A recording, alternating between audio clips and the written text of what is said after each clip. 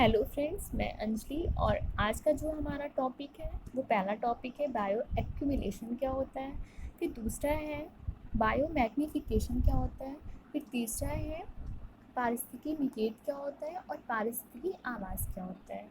तो पहले हम समझेंगे कि जैव संग्रहण यानी बायो एक्यूमुलेशन होता क्या है।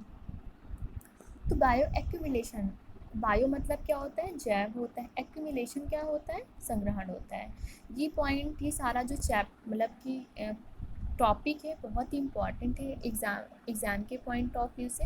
तो आप लोग प्लीज़ ध्यान से इसे सुनिएगा होता क्या है। तो पहले हम समझेंगे पहला जो टॉपिक है जैव संग्रहण यानी बायो एक्यूमुलेशन क्या होता है।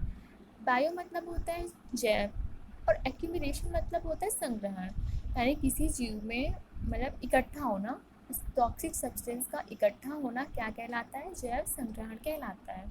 तो डिफिनेशन है उसके माध्यम से हम देखते हैं। तो क्या है कि एक पोषण स्तर पर विषैले पदार्थों का संग्रहण, कि दूसरे शब्दों में हानिकारक पदार्थों का एकत्रीकरण क्या कहलाता है, जैव संग्रहण कहलाता है। हम एग्जाम्पल के पॉइंट ऑफ व्यू से समझते हैं। मान लीजिए हम लोगों के घर में जब कोई फेस्टिवल होता है तो हम लोग क्या करते हैं कि जितना भी साफ़ सफाई करते हैं, अच्छे से हम लोग पेंट करवाते हैं, घर में हर चीज़ अच्छे से रख देते हैं। तो हम उसके बाद क्या होता है, कुछ वेस्ट मटेरियल निकलता है घर में, तो हम लोग क्या करते हैं, उसको बाहर फेंक देते हैं।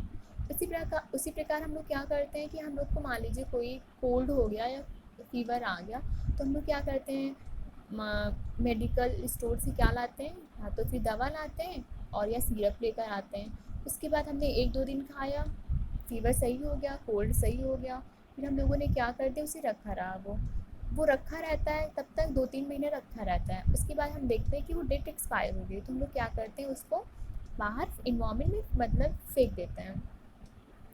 उसके बाद हम लोग क्या करते हैं, कोई भी हम लोग यूज़ करते हैं, मान लीजिए कोई क्रीम लगाते हैं, क्रीम ख़त्म हो गई, डिब्बा हमने क्या किया, बाहर फेंक दिया। उसके बाद हम लोग क्या करते हैं, कीड़े मकोड़े हैं, मच्छर हैं, नालियों में जब ज़्यादा हो जाते हैं तो हम लोग क्या होता है, छिड़काव होता है, डीडीटी का छिड़काव होता है।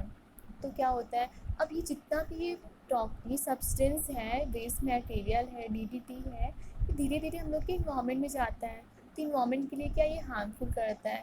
इन्वायरमेंट में क्या होता है, ये 2 तरीके से जाता है, या तो एक मिट्टी में मिल जाएगा, या तो फिर क्या होगा, तो वाटर में चला जाएगा।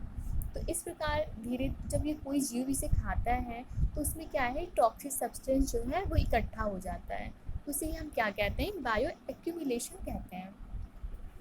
तो पहले हम समझते डीडीटी क्या होता है, डाईक्लोरो डाईफिनाइल ट्राईक्लोरो एथेन होता है। डीडीटी का फुल फॉर्म क्या होता है, डाईक्लोरो डाईफिनाइल ट्राईक्लोरो एथेन होता है। अब हमने समझा पहले जैव संग्रहण क्या होता है, फिर इसकी डिफिनेशन समझा, फिर दूसरे शब्दों में हानिकारक पदार्थों का एकत्रीकरण, और इसी हिस्से में मापते हैं, पार्ट्स प्रति मिलियन में मापते हैं। तो इस प्रकार हमने समझा जैव संग्रहण क्या होता है।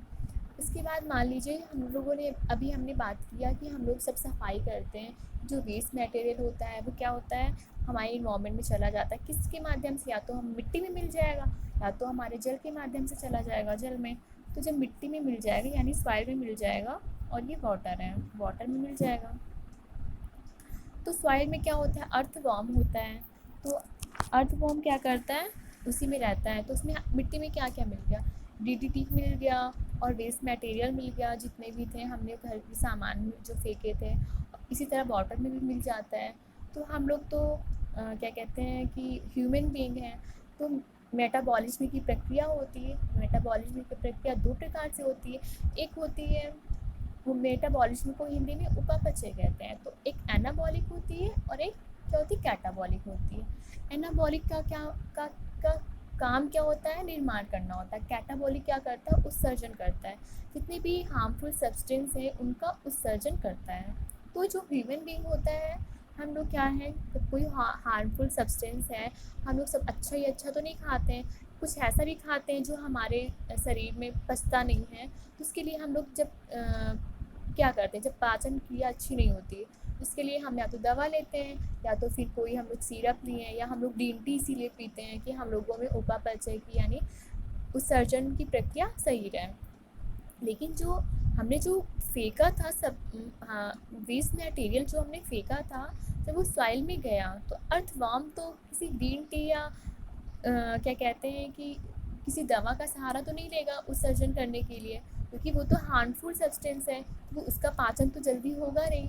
तो वो तो हम लोग तो ह्यूमन बीइंग है, हम लोग नहीं पाचन होगा तो हम लोग कुछ ऐसा खा लेंगे, दवा खा लेंगे या ग्रीन टी पी लेते हैं तो सही हो जाता है। लेकिन ये अर्थवर्म तो ऐसा करेगा नहीं, तो क्या होता है, वो मिट्टी में ही रहता है और मिट्टी में ही खाना खाता है वो। तो जो मिट्टी में ये सारे हार्मफुल सब्सटेंस पड़े हुए हैं तो उसे भी खा लेता है। तो धीरे धीरे क्या होता है, जितने भी हार्मफुल सब्सटेंस होते हैं यानी हानिकारक पदार्थ, टॉक्सिक सब्सटेंस जो होते हैं, वो धीरे धीरे उसमें जमा हो जाता है। तो वही क्या कहलाता है, यानी विषैले पदार्थों का जो संग्रहण होता है या एकत्रीकरण होता है किसी जीव में, तो वो कहलाता है जैव संग्रहण यानी बायो एक्यूमुलेशन कहलाता है। उसी प्रकार वाटर में क्या होता है कि हमने कोई भी चीज़ है वाटर में फेंका, प्लास्टिक फेंका या डीडीटी का छिड़काव हुआ, तो वो क्या क्या हुआ, धीरे धीरे वाटर में गया। वाटर में क्या होगा, छोटी मछलियाँ हैं उसे खा लेती हैं, तो उसमें क्या होगा, वो टॉक्सिक सब्सटेंस जो है उसमें जमा हो जाएगा, क्योंकि वो उसका पाचन नहीं कर पाएगा। तो इसे ही हम क्या कहते हैं, विषैले पदार्थों का किसी जीव में एकत्रीकरण क्या कहलाता है, बायो एक्यूमुलेशन कहलाता है। इस प्रकार हमने ये डिफिनेशन समझी कि होता क्या है, किसी जीव में विषैले पदार्थों का संग्रहण या एकत्रीकरण क्या कहलाता है, जैव संग्रहण कहलाता है। उसके बाद हम समझेंगे कि बायो मैग्निफिकेशन क्या होता है। तो बायो मैग्निफिकेशन जैसे कि नाम से ही लग रहा है, मैग्निफिकेशन मैग्नीफाई करना यानी एक इंक्रीज़ करना है किसी भी चीज़ को। तो इसको हिंदी में क्या कहते हैं, मैग्निफिकेशन को, मतलब मान लीजिए इसको और इंग्लिश में एक और नाम है, बायो रेक्टिफिकेशन नाम है। तो रेक्टिफाई मतलब क्या होता है, इंक्रीज़ करना। जैसे कि हम लोग घर में हैं, हम लोग स्लो साउंड पे डांस किया करते हैं, लेकिन हम जब डीजे पे जाते हैं तो उसमें रेक्टिफायर लगा होता है, इसीलिए साउंड तेज़ होता है। तो उसे ही हम क्या कहते हैं, रेक्टिफायर मतलब क्या होता है, इंक्रीज़ करना होता है। उसी प्रकार मैग्निफिकेशन मतलब क्या होता है, इंक्रीज़ करना होता है। इसे हिंदी में क्या कहते हैं, जैव आवर्धन कहते हैं। तो इसकी डिफिनेशन क्या होती है, यदि विषैले पदार्थों का संग्रहण पोषण स्तर से दूसरे पोषण स्तर में जाने से बढ़ जाए तो उसे हम क्या कहते हैं, जैव आवर्धन कहते हैं। तो हमने देखा कि जैव संग्रहण में क्या है, किसी पर्टिकुलर जीव में विषैले पदार्थों का एकत्रीकरण क्या कहलाता है, जैव संग्रहण कहलाता है। लेकिन जैव आवर्धन क्या होता है, एक पोषण स्तर से दूसरी पोषण स्तर में विषैले पदार्थों का बढ़ना, उसे क्या कहते हैं, जैव आवर्धन कहते हैं। तो हम एक एग्जाम्पल के थ्रू से इसको समझते हैं। मान लीजिए हम लोग वाटर इकोसिस्टम की बात करते हैं, तो वाटर में क्या होता है, शैवाल होता है। शैवाल में हमने कुछ कोई भी वेस्ट मटेरियल या कोई टॉक्सिक सब्सटेंस जो है वाटर में डाला, तो शैवाल उसका शोषण करेगा ना। उसके बाद क्या होगा, फिर छोटी मछली है, फिर छोटी मछली, क्योंकि जो हम डीडीटी है या प्लास्टिक है उसका डिकम्पोज तो हो नहीं पाता है, तो उसको क्या है, शैवाल उसका मान लो खाया, ठीक है ना। तो शैवाल को क्या खाएगा, छोटी मछली खाएगी। अब छोटी मछली को कौन खाएगा, बड़ी मछली खाएगी। तो मान लीजिए इसमें कितना था, टॉक्सिक सब्सटेंस का कितना मात्रा था, 0.002 था ppm। इसमें क्या हो गया, 0.5 हो गया, फिर इसमें क्या हो गया, 2 ppm हो गया। यानी एक स्तर से दूसरे स्तर में धीरे धीरे जो है टॉक्सिक सब्सटेंस की जो कंसंट्रेशन लेवल है बढ़ रही है। तो इसे हम क्या कहते हैं, जैव आवर्धन कहते हैं। जैव संग्रहण में क्या होता है, पर्टिकुलर जीव की बात करता है किसी जीव में, लेकिन इसमें क्या पूरी फूड चेन की बात कर रहा है। पूरी फूड चेन में टॉक्सिक सब्सटेंस का बढ़ना क्या कहलाता है, जैव आवर्धन कहलाता है। इस प्रकार हमने समझा कि पहले जैव संग्रहण क्या होता है, फिर जैव आवर्धन क्या होता है। इसके बाद हम समझेंगे जो हमारा दूसरा टॉपिक है, पारिस्थितिकी निकेत क्या होता है। तो पारिस्थितिकी निकेत को समझने के लिए डीनर साहब थे, उन्होंने पहले प्रतिपादन किया। सबसे पहले पारसी निकेत का प्रतिपादन किसने किया, डीनर्स ने किया। एग्ज़ाम में कई बार ये पूछा गया है, तो आप लोग इसको ध्यान से मतलब कि याद रखिएगा। तो इसकी प्रतिपादन किसने किया, जोसेफ डीनर्स ने किया, और संकल्पना किसने दी, चार्ल्स एल्टन ने दिया। पहले डिफिनेशन देखते हैं इसकी, होता क्या है। निकेत वह स्थान है जहाँ जीव बेहतर समृद्धि, प्रजनन, विकास, प्रतिस्पर्धा, खास सुलभता अनुभव करता है। यानी वह स्थान जहाँ जीव कार्यात्मक भूमिका निभाता है या करता है और सर्वाधिक समय बिताता है, उसे क्या कहते हैं, निकेत कहते हैं। प्रत्येक जीव का एक अलग अलग निकेत होता है। तो हम इसका डिफिनेशन के हैबिटेट और निकेट में डिफिनेशन के माध्यम से इसे हम क्लियर करते हैं। हैबिटेट, सॉरी ये टाइपिंग मिस्टेक है, तो हैबिटेट लिखा हुआ है। अब हैबिटेट क्या होता है?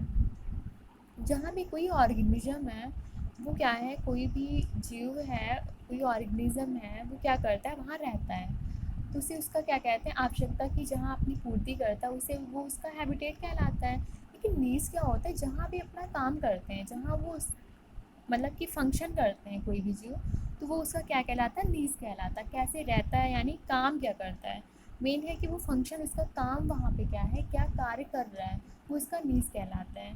जैसे हम लोग ह्यूमन बीइंग है, तो हम लोग का हैबिटेट क्या है, हमारा घर है, क्योंकि हम वहाँ रह रहे हैं। बर्ड का क्या है, पेड़ है। एनिमल्स का क्या है, फॉरेस्ट उसका हैबिटेट है। बट क्या कहते हैं, मान लीजिए हम स्कूल जाते हैं, ठीक है, तो स्कूल हमारा क्या है, वो तो हैबिटेट है, रहने की स्थान है, वहाँ वो उसका हैबिटेट है। लेकिन जो वहाँ हम काम करते हैं, कार्य क्या कर रहे हैं, पढ़ाई कर रहे हैं, तो वो पढ़ाई जो है, जहाँ पढ़ाई क्या है, वो कार्य है, ठीक है ना। तो जो वहाँ पे कार्य है, वो उसका क्या कहलाता है, नीज कहलाता है। आई होप आप लोग को ये क्लियर समझ में आया होगा। यानी कि हैबिटेट क्या है, जहाँ पे कोई जीव रहता है, वो उसका हैबिटेट होता है। लेकिन जो वहाँ पे काम करता है, तो वो उसका क्या कहलाता है, नीज कहलाता है। इस प्रकार हमने समझा पहले कि जैव आवर्धन क्या होता है, जैव संग्रहण क्या होता है, फिर जैव आवर्धन क्या होता है, उसके बाद पारिस्थितिकी निकेत क्या होता है और आवास क्या होता है। दोनों में डिफरेंस को अच्छी तरीके से समझा। आई होप आप लोगों को बहुत ही अच्छे से समझ में आया होगा। थैंक यू, धन्यवाद।